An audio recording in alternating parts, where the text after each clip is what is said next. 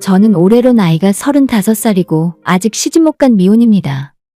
보통 이런 곳에 사연을 보낼 때는 남편과의 갈등이나 시부모와의 갈등이 대부분인데 시집은커녕 현재 만나는 남자친구도 없는 제가 왜 사연을 보냈는지 궁금하시죠?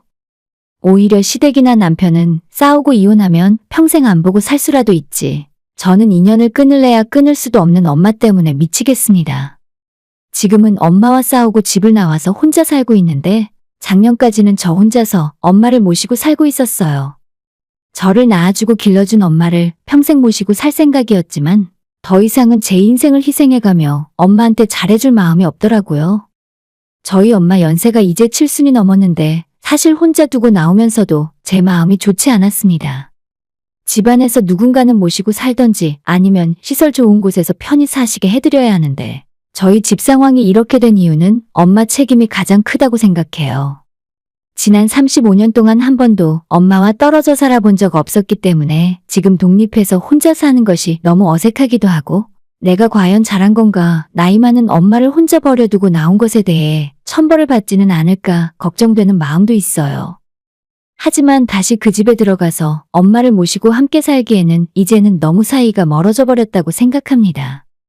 저는 예전부터 가난한 집에서 태어났고 학창 시절을 거쳐 심지어 지금까지도 가난을 벗어나 본 적이 없어요. 엄마는 물론이고 아빠까지 제 기억으로는 멀쩡하게 돈 벌어서 집에 가져다 준 적이 없었고 두 분 모두 일정한 직업이 없었습니다.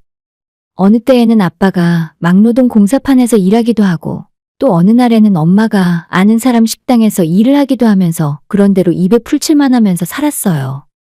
하지만 저희 부모님은 1년의 절반 이상을 일을 안 하고 집에서 놀고 있었기 때문에 열심히 사는 제 친구들 부모님과는 너무나도 달랐습니다. 지금도 기억나는 건 제가 초등학교 3학년 때 같은 반 친구네 집에 놀러 갔다가 시간이 늦어져서 그 집에서 친구 부모님과 같이 저녁을 먹었던 적이 있어요. 친구네 부모님은 맞벌이를 하고 계셨는데 걔네 엄마가 일찍 퇴근해서 저와 친구에게 간식을 주셨고 그걸 먹으면서 친구 아빠가 퇴근하길 함께 기다렸습니다. 잠시 후에 걔네 아빠가 양복을 입고 퇴근하셨고 다 같이 식탁에서 친구의 엄마가 준비한 맛있는 음식을 먹으면서 화목한 저녁 시간을 보냈어요. 그때 정말로 너무 큰 충격을 받았고 다른 사람들의 집이랑 우리 집이 너무나도 큰 차이가 있다는 걸 알게 되었습니다. 그래서 저는 어렸을 때부터 친구들을 우리 집에 데려오는 걸 너무 싫어했어요. 일단 집이 너무 넓고 좁기도 했고 학교 끝나고 오후 3, 4시에 집에 돌아오면 엄마 아빠가 집안 거실에 누워서 TV를 보고 있었기 때문에 너무나도 창피했습니다. 한 번은 초등학교 때 제 친구가 우리 집에 잠깐 왔다 간 적이 있었는데 대낮에 집에 있는 부모님의 모습을 보고 야, 너네 부모님은 일도 안 해? 라고 물어봐서 쥐구멍에라도 들어가고 싶었습니다. 친구 부모님은 가족을 위해 열심히 일을 하면서 돈을 벌고 좋은 집에서 살며 맛있는 음식을 먹기 위해 노력하며 사시는데 제 부모님은 그렇지 않았어요. 단 한 번도 학원에 보내준 적도 없었고 공부하라고 강요한 적도 없습니다. 항상 집에 돈이 부족했었고 제가 중학교에 올라갔을 때는 설상가상으로 살고 있던 빌라에서 쫓겨나서 온 식구가 창문이 땅속에 있는 반지하 단칸방에서 산 적도 있어요.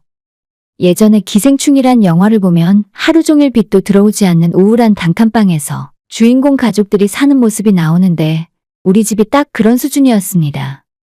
오히려 그 집이 제가 살던 집보다 더 넓어 보였다는 것이 유일한 차이점이었고 그때의 기억은 물론 영화 보는 내내 제 머릿속에서는 눅눅한 곰팡이 냄새가 떠올라서 상당히 불쾌했던 경험이었어요.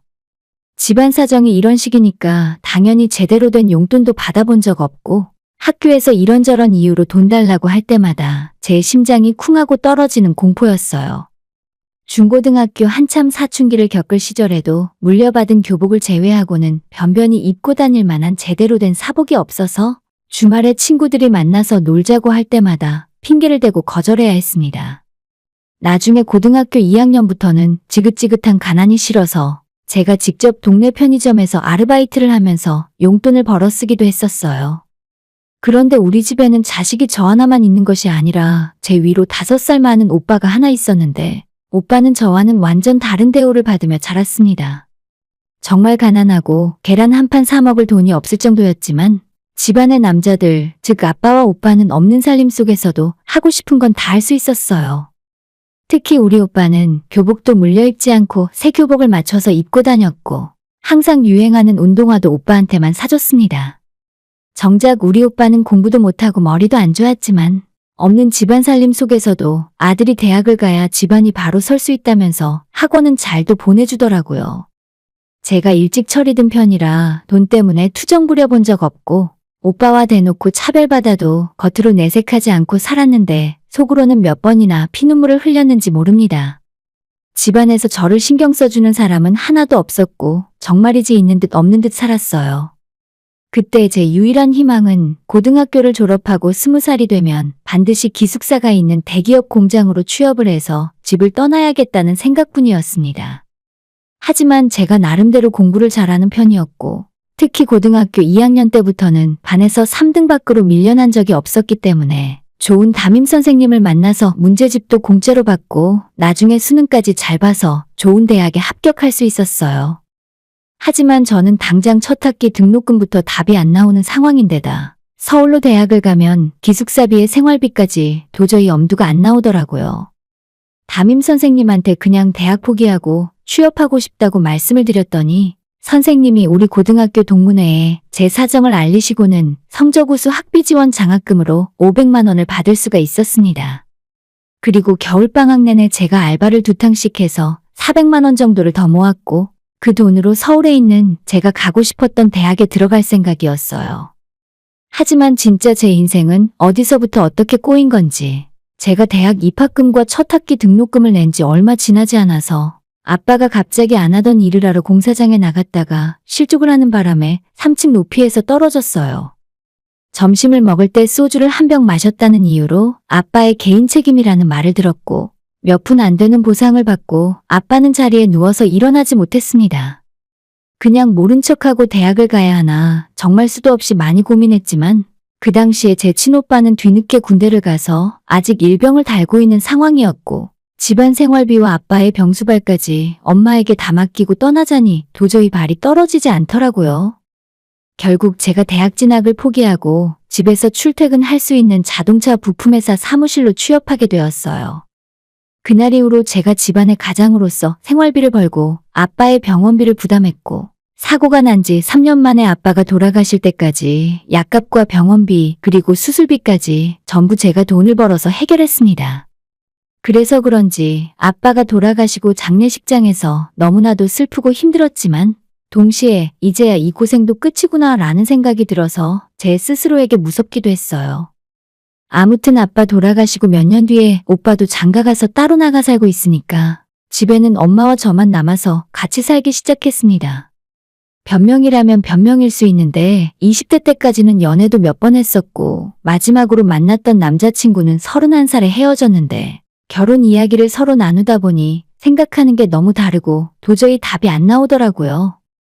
그렇게 마지막 남자친구와 헤어지고 4년 넘는 시간이 지났지만 이제는 내 인생의 결혼은 없을 것 같다는 확신이 드네요.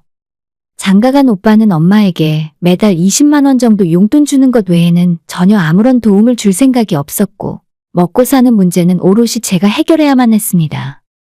한 가지 다행인 건 몇 년 전 회사 과장님께서 제가 홀어머니 모시고 좋지 않은 환경에서 산다는 걸 아시고는 임대주택을 신청해보라며 자세하게 알려주셨어요.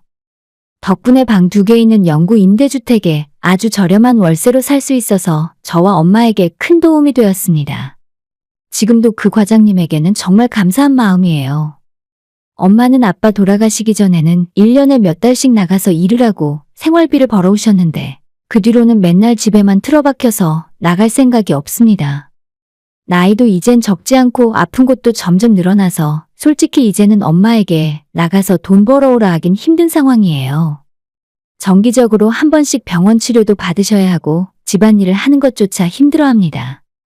제가 버는 돈으로 이 상황을 다 감내하기에는 너무 막막하고 또 저는 저 나름대로 돈을 모아놔야 노후 대비도 하고 지금보다 더 좋은 집에서 살 수 있지 않겠습니까? 친오빠에게 도움을 좀 받으려 해도 오빠 혼자 일해서 버는 돈으로 아이 둘을 키우며 살고 있으니 그쪽 집안 사정도 답답하긴 마찬가지였죠. 가끔 오빠에게 병원비나 생활비 때문에 도와달라고 전화를 하면 야, 나도 혼자 벌어서 애들 키우느라 등골이 빈다. 너는 그래도 엄마만 책임지면 되니까 나보다 사정이 나은 거야. 라고 하면서 도와줄 수 없다는 소리만 하더라고요. 사실 엄마와 단둘이 남아서 살기 시작한 뒤로 결혼은 거의 포기하고 살았습니다. 저까지 결혼해서 집을 나가버리면 혼자 남은 엄마는 어떻게 될까 하는 걱정이 너무 많았고, 그게 아니라면 매달 엄마 생활비를 보내주던지 했어야겠죠. 지금은 이런 제 사정을 다 이해해주는 남자는 만날 수 없다는 생각이라 포기해버렸습니다. 처음에는 엄마가 내 발목을 붙잡고 인생을 망치고 있는 것 같다는 기분이 들어서 속으로 원망도 많이 했었는데, 그래도 한 집에서 단둘이 살다 보니 엄마가 불쌍하다는 생각도 들더라고요.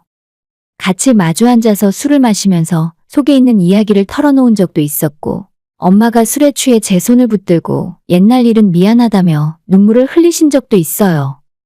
그래서 저도 이제 지나간 일은 지나간 일이라 생각하고 앞으로 잘 살아볼 생각만 갖고 살았습니다. 우리 엄마 내가 아니면 누가 평생 같이 있어주겠나 싶어서 지난 과거는 다 용서하고 잊으려 했어요. 그런데 평화롭게 잘 지내던 우리 두 모녀 사이가 한순간에 원수처럼 변해버린 일이 얼마 전에 있었습니다. 오빠는 재작년에 다니던 공장을 그만두고 작은 식당을 하나 오픈했어요. 아마 공장에서 받는 월급으로는 두 아이 키우면서 생활하는 것이 불가능하다 생각했겠죠. 퇴직금에 지금 살고 있는 집을 전세담보대출까지 받아서 겨우겨우 오픈한 가게였지만 장사는 생각처럼 쉽게 잘 되지 않더라고요. 어떻게든 월세는 내면서 버티고 있는 것 같은데 예전에 공장 다니면서 일할 때보다 집에 가져다주는 생활비는 더 적은 것 같았어요. 그래도 제가 이 상황에서 어떻게 해줄 수 있는 건 없어서 가끔 한 번씩 들러서 매상이나 올려주면서 안타까워하고 있었는데 어느 날 엄마가 퇴근한 저를 앉혀놓고 심각한 얼굴로 말씀을 하셨습니다. 너희 오빠가 아무래도 많이 힘든 것 같다. 월세도 좀 밀린 것 같은데. 그래서 말이다. 너가 모아놓은 돈이 있으면 오빠를 좀 도와줬으면 좋겠어. 제가 돈이 어디 있습니까? 지금 사는 이 집에 들어올 때 보증금 2,500만 원도 제 돈이었고 엄마 모시고 살면서 악착같이 30만 원, 40만 원씩 따로 모아서 제 적금 통장에 4천만 원 정도 더 있었어요. 이게 제 전 재산이나 마찬가지고 당장 쓸 수 있는 생활비 통장에는 100만 원도 없었습니다. 저는 엄마한테 생활비 통장에 있는 50만 원 정도 되는 돈을 보여주면서 이게 전 재산이고 오빠가 아무리 사정이 좋지 않아도 거기까지 내가 도와줄 수는 없다고 이야기했죠. 그러면 지금 이 집이라도 빼서 보증금으로 너희 오빠한테 좀 도와주자. 2천만 원은 너희 오빠한테 일단 빌려주고 500만 원이면 둘이서 살만한 집 구할 수 있겠지. 라고 말씀을 하시는데 진짜 눈앞이 캄캄하더라고요. 보증금에 엄마 돈이라고는 한 푼도 안 들어갔는데 그걸 왜 엄마 맘대로 빼서 오빠를 빌려주고 말고 정한답니까? 엄마 정신 좀 차려. 오빠가 지금까지 엄마한테 해준 게 뭐가 있다고? 그랬더니 엄마는 자식이 힘든데 부모가 되어서 어떻게 보고만 있겠냐고 당장 이 집 빼고 이사갈 집이나 알아보라고 하시네요. 엄마, 나는 자식 아니야? 내가 힘들 때 엄마가 뭐라도 하나 도와준 적 있었어? 나 대학도 못 가게 하고 내가 시집도 못 가게 혹처럼 붙어 있고. 그런데 이 와중에 내 돈으로 오빠를 도와주라고? 나 엄마 친딸이 맞아. 어디서 주워온 거 아니야? 엄마에게 너무 서운한 마음에 수십 년 동안 속에 담아두고 있던 말이 튀어나오더라고요. 솔직히 이런 말을 하면 엄마가 제게 미안해 하실 줄 알았는데 전혀 그렇지 않았어요. 내가 언젠 너한테 모시고 살아달라 한 적 있냐? 나도 너랑 사는 거 지긋지긋해. 내가 이 집에서 당장 나갈 테니까 보증금에서 2천만 원만 빼서 나한테 주고 가. 나가서 결혼을 하건 남자랑 살림을 차리건 네 맘대로 해 이년아. 진짜 그 말을 듣는데 내가 그동안 뭐하러 혼자 엄마를 모시고 살았나 후회가 들더라고요. 고맙다는 소리는 못할 망정 저딴 말 듣자고 내 인생 희생하며 살았나 싶었습니다. 맥이 탁 풀리는 기분이 들면서 집안 천정이 핑핑 도는 기분이었어요. 그래, 엄마가 원하는 대로 해줄게. 앞으로는 따로 살자. 근데 이 집에 엄마 몫이 어디 있어? 전부 내 돈이지. 임대 아파트라서 관리사무소에 퇴거하겠다 이야기를 하고 며칠 만에 집을 비울 수 있었습니다. 마음 같아서는 한 푼도 주고 싶지 않았지만 방을 구해서 살던 오빠 집에서 같이 살던 알아서 하시라 하고 500만 원 엄마한테 주고 저도 집을 나왔어요. 회사에서 가까운 곳에 오피스텔을 전세로 얻어서 이사했는데 짐 옮기고 이틀 뒤에 친오빠한테 전화가 오더라고요. 야, 너 엄마한테 이러면 나중에 후회한다? 엄마가 앞으로 살면 얼마나 산다고 그래? 싸우고 나간 건 어쩔 수 없는데 500만 원으로 무슨 방을 얻으라는 거야? 그 말에 화가 나서 저도 오빠에게 너나 잘하라고 한마디 했어요. 지금까지 없는 집안 살림에서 너는 엄마한테 지원이란 지원은 다 받아놓고 자식돌이를 한 건 뭐가 있냐고 따졌죠. 나는 장학금까지 받고도 대학 못 갔어. 오빠는 그 똥통 지방대 4년 다닌 것도 알바 한 번 한 적 없이 엄마 아빠 돈으로 놀고 먹으면서 다녔잖아. 나 지금까지 할 만큼 했으니까 앞으로는 오빠가 엄마 책임져.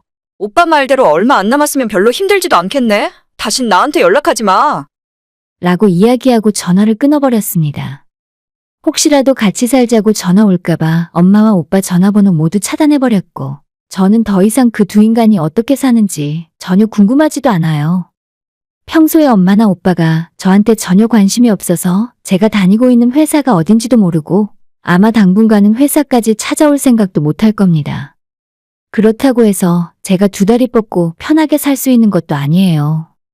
하지만 더는 제 인생 포기해가면서 엄마 모시고 사는 짓은 그만할 겁니다.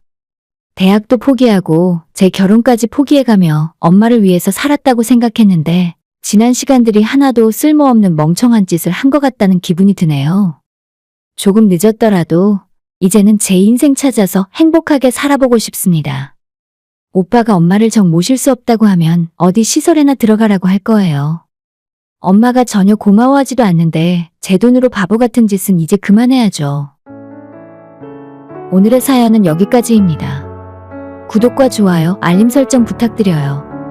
다들 행복하시고 좋은 하루 되세요.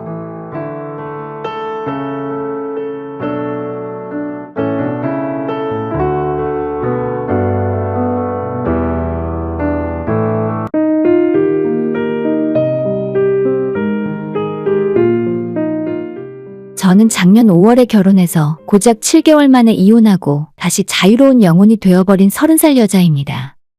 당연히 결혼할 때는 서로 좋아서 한 결혼이지만 왜 1년도 못 살고 이혼하게 되었는지 그 이야기를 오늘 사연으로 풀어볼까 해요. 제가 그렇게 오랜 시간을 살아온 건 아니지만 정말 태어나서 처음 겪어보는 인간들이었고 도저히 상식과 대화가 통하지 않았기 때문에 빠르게 이혼을 결심하고 헤어지게 되었어요. 제 주변 사람들에게 이 이야기를 하면 다들 저보고 거짓말 하지 말라고 세상에 그런 경우 없는 사람들이 어디 있냐면서 깜짝 놀라더라고요. 그러니 저희 친정부모님이 아셨다가는 이혼한 시부모한테 찾아가기라도 할 것 같아서 사실대로 말도 못했어요. 지금까지도 그냥 단순한 성격 차이 때문에 이혼한 줄로 알고 계십니다. 평소에 저희 친정아빠가 저를 많이 아끼기도 하시고 화가 나면 앞뒤 안 가리는 불같은 성미라서 일이 너무 커질 것 같더라고요.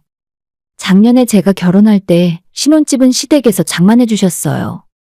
남편의 나이는 35이었지만 그때까지 모아놓은 돈이 많지 않았고 시부모가 전세금 대부분을 지원해 주시면서 신혼집을 얻게 되었는데 그러다 보니 집을 보러 다닐 때 제 생각보다는 시어머니의 입김이 강하게 작용하게 되었습니다. 그때부터 첫 단추가 잘못 꿰어졌다고 생각하고 있지만 시부모 입장에서도 큰돈을 주시는 건데 제 고집만 부릴 수도 없겠더라고요.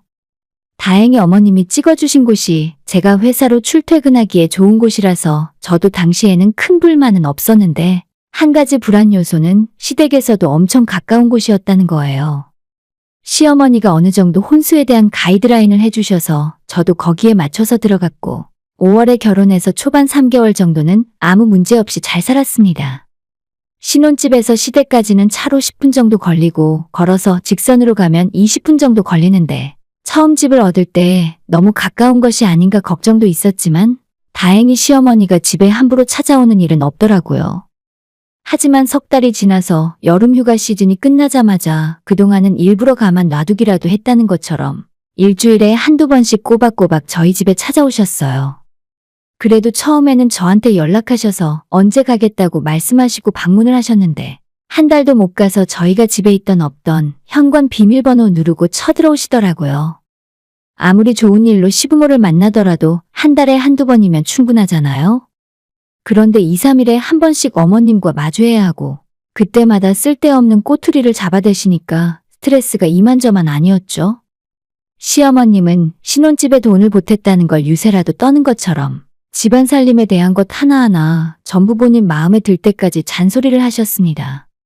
그래도 제가 멘탈이 좀 좋은 편이고 일찌감치 회사 생활하면서 윗사람들 잔소리에는 이골이 나 있는 사람이라서 시어머니의 잔소리도 참고 들어줄만 했어요. 따지고 보면 제 친엄마도 아니고 나랑 알고 지내면 얼마나 알고 지냈다고. 서로 하는 일이 마음에 안 들 수도 있는 거니까 대부분 잔소리를 하시면 제가 최대한 맞춰서 해주려고 노력했습니다. 어차피 집안일은 남편과 제가 절반씩 나눠서 하고 있었기 때문에 어머님이 제게 하는 잔소리는 제가 남편에게 하는 잔소리가 되었거든요. 결혼한 지 1년도 안 되어 이혼했으니 당연히 애는 없었고 둘 다 맞벌이를 하고 있어서 낮에는 집이 텅텅 비었어요. 남편은 자영업을 하고 있었고 보통 저녁 장사 마감하고 집에 들어오면 9시가 넘습니다. 저는 평범한 회사의 사무직이라서 5시 반에 퇴근하고 집에 돌아오면 6시쯤 되더라고요. 그런데 어머님이 가장 많이 집에 찾아오는 시간이 제가 퇴근한 6시부터 저녁 8시까지라서 꼭 남편 없을 때 와서 잔소리를 하고 가십니다. 차라리 옆에 남편이라도 있으면 좀 나았을 텐데 어머님과 단둘이 있는 것도 불편해 미치겠는데 사사건건 트집 잡고 12조로 말씀을 하시니 더 짜증나더라고요. 특히 주방에 MSG 양념만 눈에 보이면 바로 눈을 까뒤집으면서 넌 내 아들한테 이딴 거 먹이는 거냐? 나는 평생 온 식구 밥을 내가 다 해주면서도 이런 화학조미료는 한 번도 먹여본 적 없어. 라고 말씀을 하시는데 그런 어머님의 아들조차도 어머님이 하신 반찬이나 음식들은 간도 안 맞고 맛도 없다면서 안 먹으려고 하는 건 왜 모르실까요? 종종 어머님이 반찬 만들어서 우리 집 냉장고에 넣어두셨는데 저는 당연히 입에 안 맞으니 손도 안 댔고 남편도 몇 번 먹는 신용만 하다가 전부 음식 쓰레기로 버렸어요. MSG가 좋건 나쁘건 그런 문제를 떠나서 어차피 밥 먹는 거 맛있게 먹는 게 중요한 거 아닙니까? 몸에 좋은 건 그렇게 따지고 병적으로 집착하시면서 왜 허구한 날 술은 꽐라가 될 때까지 마시고 밖에서 사고치고 다니는지 모르겠습니다. 내가 내 집에서 물건 하나 음식 하나 마음대로 할 수 없었고 시모는 자기가 해준 집이니 마음대로 들여다보는 것이 당연하다는 식으로 행동했어요. 진짜 세상에 어떻게 이런 개념을 가진 사람이 있을까 싶을 정도였습니다. 하지만 시어머니의 잔소리가 이혼하게 된 결정적인 이유는 아니었고 그것보다 훨씬 더 심각한 문제가 하나 있었는데 사람이 기본적으로 개념이 없어서 그런지 손버릇이 굉장히 좋지 않았습니다. 집에 사람이 있던 말던 제 물건을 함부로 만지시고 탐나는 물건이 있으면 저한테 말도 없이 가져가 버리셨어요. 처음에는 저희 집안 정리 상태가 엉망이라며 어머님이 낮에 사람 없을 때 대신 정리해주겠다며 서랍도 뒤지고 안방에 있는 제 드레스룸까지 쳐들어와서 제 옷이며 결혼할 때 친정엄마가 사주신 가방까지 함부로 손을 대시더라고요. 저는 잔소리하는 건 크게 스트레스 받지 않았지만 제 물건 만지는 건 너무 싫었습니다. 평소에도 누가 제 물건 함부로 만지는 걸 병적으로 싫어하는데 안 그래도 좋아하지도 않는 시어머니가 와서 제 코트를 걸쳐보고 가방도 한 번씩 들어보는 것 같아서 진짜 싫더라고요. 그래도 최대한 예의를 지켜야겠다는 생각에 어머님에게는 웃으면서 제 방은 제가 알아서 정리할게요. 안방 드레스룸까지는 들어오지 않으셔도 돼요. 라고 이야기한 적도 있었는데 애초에 며느리 집 안방까지 뒤지는 사람이 제가 하는 말을 똑바로 들을 생각이 없었죠. 그러다 어느 날 퇴근하고 집에 돌아오니 시어머니가 신혼집 소파에 앉아서 TV를 보고 계셨는데 제가 평소에 집에서 즐겨 입는 티셔츠를 입고 계시더라고요. 너무 황당해서 표정을 숨길 수가 없었더니 어머님이 제 생각을 눈치채시고는 아, 이거? 아까 너희 먹으라고 겉절이 좀 묻혔는데 내 옷에 고춧가루가 튀는 바람에 빨아서 말리려고 널어놨어. 이게 방에 굴러다니길래 꺼내 입었는데 중요한 옷이냐? 라고 천연덕스럽게 말씀을 하시는 겁니다. 그때 한마디 할까 하다가 그냥 어머님 가고 난 뒤에 그 옷은 바로 내다 버렸어요. 제가 어머님이 하는 행동 중 가장 싫어하는 짓은 제 드레스룸이랑 안방 서랍을 다 뒤지면서 못 보던 새로운 물건이 있는지 감시하는 것이었죠. 그러다가 마음에 드는 걸 발견하면 은근슬쩍 저한테 와서 얼마 주고 샀냐고 물어보십니다. 너 이번에 화장품 새로 산 것 같은데 그거 얼마에 샀니? 안 그래도 나도 화장품이 다 떨어져서 하나 살까 하던 참이었는데. 사서 쓰기는 개뿔. 제 나이에 쓰는 화장품이랑 어머님 나이대에서 쓰는 화장품이 전혀 다르잖아요? 돈 주고 살 생각도 없으면서 비싼 물건은 기가 막히게 눈치를 채고 제 돈으로 산 건지 자기 아들 돈을 가져다가 산 건지 궁금해 하십니다. 저와 남편은 각자 용돈을 받았었기 때문에 제가 사는 물건은 전부 제 용돈을 아껴서 산 거예요. 그나마 결혼하고 나서 제가 돈 관리 대부분을 맡아서 했기 때문에 적금이라도 부으며 살았던 거지. 어머님 아들은 결혼 전에 모아둔 돈도 없었잖아요. 근데도 제가 자기 아들 돈을 뺏어다가 사치 부리는 줄 알고 뭘 샀다고 하기만 하면 미간에 주름이 빡 잡히면서 인상부터 쓰시는 시어머니였습니다. 자기 아들은 밖에서 아무리 좋은 옷 사다 입고 비싼 컴퓨터를 새로 사던지 핸드폰을 최신형으로 바꾸던지 관심도 없으면서 제가 립스틱 하나만 새로 바꾸더라도 그걸 발견하고는 뭐하러 있는 물건을 또 사냐고 잔소리를 하셨습니다. 그렇다고 제가 또래 여자애들 중에서 명품을 좋아하거나 돈을 많이 쓰는 것도 아닙니다. 남편이랑 저랑 용돈 30만 원씩 쓰는데 저는 항상 월말쯤에 돈이 남아서 남편 필요한 물건들 사주고 그랬었거든요. 제가 가진 것들 중에 명품이라고 부를 만한 것도 시집 오면서 친정엄마가 너도 결혼했으면 앞으로 이런 가방을 들고 다녀야 한다며 하나 사준 것이 전부입니다. 백화점 가는 것도 귀찮아서 별로 안 좋아하고 평소에 옷이 필요하면 인터넷에서 싼 거 사서 입어요. 출퇴근하고 사람들 만나야 하니까 깔끔하게 입고 다니는 거지. 돈 많이 쓰는 건 남편이나 시어머니보다 제가 더 싫어합니다. 결혼하면서 2억 넘는 전셋집을 시댁에서 해주셨으니 정말 감사하고 다행스러운 일이지만 거기서 끝이 아니라 돈을 계속 모아서 제 집을 장만해야 할 거 아닙니까? 우리 부부 두 사람 버는 돈의 최소 60% 이상은 적금에 붓고 있었고 이만하면 저도 알뜰하게 살림 잘한다고 생각했었는데 어머님 눈에는 너무 못마땅해 보이시나 봐요. 얼마 전 연말에 한참 크리스마스 분위기로 가득했을 때 남편과 저는 밖에서 만나서 외식하고 모처럼 데이트를 즐기다가 백화점 1층 할인 코너에서 10,000원에 3장짜리 티셔츠를 사서 들어온 적이 있었어요. 옷이 얇긴 했어도 집에서 편하게 입기엔 딱이라는 생각이고 솔직히 3장에 9,900원이면 요즘 물가로 거저나 마찬가지 아닙니까? 그런데 며칠 후에 어머님이 집에 오셔서 제 옷장을 뒤지시더니 그 티셔츠 3벌을 꺼내서 들고 와서는 뭐하러 똑같은 옷을 3벌이나 샀냐면서 너가 그렇게 살림을 해프게 하니까 잔소리를 안 할 수 없다고 하시더라고요. 저도 그때는 이래저래 짜증이 난 상황이라서 집에서 편하게 입으려고 3장에 10,000원짜리 산 건데 내가 이런 거 하나 때문에 잔소리 들어야 하냐고 따졌습니다. 마침 남편도 옆에 있었는데 남편조차도 자기가 사라고 했다면서 제 편을 들어주더라고요. 그 모습에 시어머니가 빈정이 더 상했는지 저한테 도끼 눈을 뜨고 째려보면서 며느리 무서워서 앞으로는 내가 니들 집에 오지도 못하겠다. 하고 화를 내면서 나가시더라고요. 보통 그렇게 한번 화를 내고 나가면 한참 동안 찾아오지 않아야 정상인데 그러고 나서도 이틀 뒤에 또 집에 오셔서 마음대로 휘젓고 다니시는 분이세요. 다른 건 몰라도 물건 뒤지는 게 너무 짜증나서 남편에게 제발 내 물건에 손대지 못하게 이야기 잘해달라고 부탁을 해도 남편조차도 시어머니한테 직설적으로 얘기를 못하고 끙끙대며 어려워하더라고요. 제가 알아서 조심해야겠다는 생각으로 물건을 다른 곳으로 치워도 보고 안방문을 잠궈놓고 다니기도 했었는데 전부 소용없었습니다. 맘대로 문 따고 들어와서 서랍장 하나하나 다 뒤지시니까 당해낼 재간이 없더라고요. 그러다 결국 작년 연말부터 제 물건이 하나씩 사라지기 시작했어요. 처음에는 여자들 쓰는 여성용품도 몇 개씩 사라지고 제가 집에서 편하게 입는 옷들이나 여름용 샌들도 사라졌습니다. 남편이나 제가 건드리지도 않았는데 자꾸 물건이 없어지니까 진짜 짜증나더라고요. 범인이 누군지 뻔한 상황이었지만 그렇다고 증거도 없이 어머님에게 단도직입적으로 혹시 제 물건 훔치셨어요? 하고 물어보기는 그렇더라고요.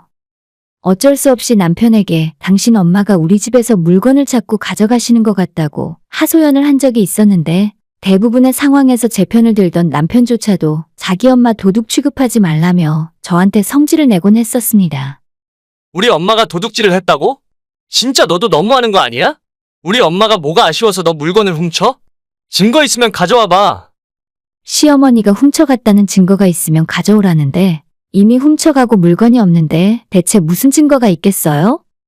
그렇다고 집에 CCTV를 달 수도 없는 일이잖아요. 진짜 달아볼까 말까 고민도 많이 했지만 내 집 내안방에 CCTV 설치하는 것이 저도 찝찝하고 괜히 나중에 남편이나 시어머니가 알게 되면 역풍 맞고 감당 못할 일이 벌어질까봐 실행하지는 못했습니다. 이제 와서 생각해보면 어차피 이혼하는 마당에 눈 딱 감고 카메라를 설치할 걸 그랬어요. 아무튼 처음에는 별거 아닌 물건들을 가져가시길래 한번 어디까지 하나 보자 싶어서 사라진 물건을 파악만 해두면서 아무 말 안 하고 있었죠. 그런데 제가 아무 말 안 하니까 아무것도 모르는 줄 아시는 것 같더라고요. 원래 바늘도둑이 소도둑이 된다는 말처럼 처음에는 작고 사소한 물건이라서 따지기도 좀스러웠는데 나중엔 진짜 경찰을 부를 정도로 큰 사건이 되었습니다. 저한테 명품 가방이 딱 한 개 있다고 말씀드렸잖아요. 결혼할 때 엄마가 선물로 사주신 샤넬 가방이고 제가 명품에 별 관심이 없었지만 엄마가 제 나이도 있고 중요한 자리 갈 때 들고 갈 가방 하나쯤은 있어야 한다면서 큰 마음 먹고 사주셨습니다. 친구들 결혼한다고 할 때나 한두 번 들고 나갔지. 그 외에는 커버에 잘 싸서 옷장 깊은 곳에 넣어서 보관했어요. 제가 출퇴근할 때 그런 물건을 들고 다닐 것도 아니고 물론 가방이 예쁘고 좋았지만 평소 제가 입는 옷들과 안 어울려서 모셔두고 있었죠. 사실 이제 와서 생각했을 때 저도 좀 잘못한 건 너무 고이 모셔두느라 가방이 없어진 줄도 며칠 동안 몰랐다는 것입니다. 남편이랑 토요일에 밖에서 늦은 아침 겸 점심을 먹고 집 근처를 산책하고 있었어요. 그런데 길을 걷다가 저보다 2살 아래의 신우와 마주치게 되었습니다. 신우는 아직 시집을 가지 않았지만 내년 봄에 결혼식이 예정되어 있었어요. 저희 2사람과 신우가 마주쳤을 때 제가 먼저 알아보고 인사를 했더니 제 얼굴을 보자마자 소스라치게 놀라더라고요. 뭔가 평소와는 다른 행동이 이상하다 싶었는데 신우 손에 들려져 있는 가방이 어디서 많이 눈에 익은 가방이었습니다. 친구와 같이 있던 신우가 자기는 바쁘다면서 도망치듯 사라졌는데 제가 바보도 아니고 내 가방 하나 못 알아봤겠어요? 남편이랑 데이트고 뭐고 다 필요 없고 바로 택시 타고 집으로 들어와서 옷장을 뒤졌습니다. 아니나 다를까 하얀색 커버 안에 있어야 할 가방은 없고 대신 그 형태만 비슷해 보이게 넣어둔 쿠션이 하나 들어있더라고요. 평소 신우는 저희 집에 찾아온 적이 없었으니 범인은 딱 한 사람밖에 없었죠. 바로 남편에게 당신 엄마가 내 가방 훔쳐갔다고 아까 당신 동생이 들고 있던 가방이 내 거 맞았다고 이야기했더니 남편은 그냥 저한테 새로 하나 사줄 테니까 모른 척 하고 있으랍니다. 그동안 참고 있었더니 남편까지 저를 바보 등신으로 알더라고요. 우리 친정엄마가 결혼 선물로 사준 건데 어떻게 그걸 도난당하고 모른 척 넘어가겠습니까? 남편이 참으라고 붙잡는 것도 뿌리치고 바로 시댁으로 달려갔어요. 초인종을 누르고 문 열어달라고 현관을 발로 쾅쾅 찼더니 아버님이 문을 열어주셨습니다. 그때 저는 눈이 완전 뒤집어져 있었고 무슨 일이냐고 묻는 아버님을 밀쳐내고 들어가서 시어머니한테 소리를 질렀어요. 어머니, 어떻게 남의 물건에 손을 대실 수가 있어요? 제가 지금까지 진짜 모르고 있는 줄 아신 거예요. 대충 이 정도로 얘기하면 상황 다 알고 찾아온 건데 어머님은 얼굴에 표정 변화 하나 없이 철판을 깔고는 너는 대체 무슨 일인데 우리 집까지 찾아와서 소란이야? 라고 오히려 저한테 따지시더라고요. 그 태도가 얼마나 당당했으면 순간적으로 내가 잘못 생각한 건 아닐까 하는 착각까지 들 정도였습니다. 아까 밖에서 아가씨 만났는데 제 가방 들고 있던데요. 남편도 아니고 저도 아닌데 그럼 누가 우리 집에 들어왔다 간 거예요? 어머님은 절대 자기가 가져간 거 아니라고 잡아떼고 내년에 결혼하니까 상대방 집안에서 예물로 사준 거라며 딱 잡아떼시는 겁니다. 세상에 그 모양으로 생긴 가방이 너 것만 있냐? 지금 날 의심하는 것 같은데 내가 훔쳤다는 증거라도 있어? 물론 제 손에 증거는 없었지만 그럼 그 가방이 발이라도 달려서 도망갔겠습니까?